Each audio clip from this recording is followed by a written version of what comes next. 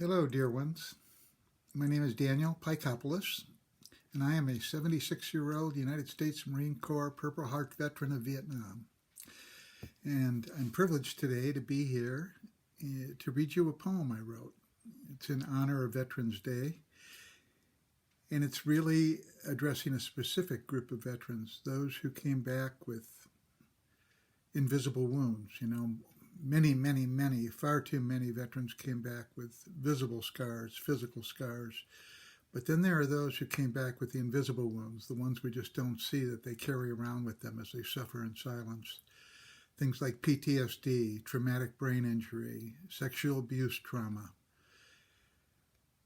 kind of a moral injury, personal remorse, regret, sadness, anger, inability to forgive themselves for their past wartime behaviors, and some of them cancer from things like Agent Orange and other chemicals that we've used. So I wrote a poem about that, and it actually comes from my own experience with PTSD and panic attack syndrome. But I don't write it for you to feel sad about, to be upset with, to feel sorry for me, because I'm doing fine, especially since I started to practice with Unity and Science of Mind.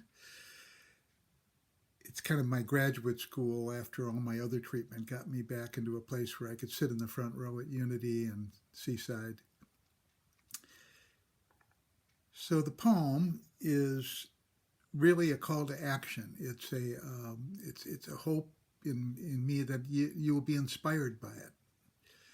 I wrote it a while back. I wrote it when I was still in a bit of recovery, when I was still experiencing some of the panic attacks.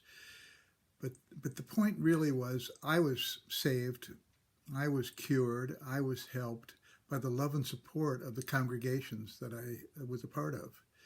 The people came to me and they didn't even look. They just knew that there was something there that they needed to support, and they did. So I'm asking you, when you meet veterans now, to take that position. Is there something you might be missing? Is there something invisible? Are they carrying a wound that you can help them with?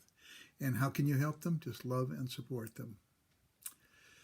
So the poem, given that I'm a poet, I will read it to you because I'm old and I can't remember it. It's too long. So I'm going to read it to you. I hope you enjoy it. From the halls of Montezuma to a hedge-lined nursery, I'd no idea what was happening to me. It was a beautiful day early in May, children at play, free to be free. There were flags unfurled to a mid-spring breeze, no reason to fret, and all was at ease. Such a sunny scene, no fear of showers, no nerves at work, I was just buying flowers. Suddenly it hit me, bright lights, roaring sound. The flowers went flying, me too, to the ground. With chest beating wildly, gasping for air, no idea what to do, I just had to leave there. Eventually I calmed, tried looking back, realized this wasn't the first such attack. With thoughts of death, pure fight or flight, with no clue as to cause, try as I might. Later, in treatment, I learned what it was. It became all too obvious, the reasons, the cause. The children that day were all Vietnamese, no danger to me nor their families. But that has little to do with the truth, don't you see? There's no logic to emotions in PTSD. I'm better now, but not totally free. It's a life sentence, this PTSD.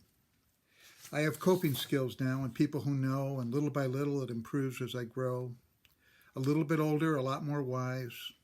So now when the attacks start, I just close my eyes. I notice my breathing, count the beats of my heart. It's not a total solution, but hey, it's a start. Thank you for listening and attending to this. As we say in the Marine Corps, Semper Fidelis, always faithful. And as we say in Unity and New Thought, and so it is. Amen.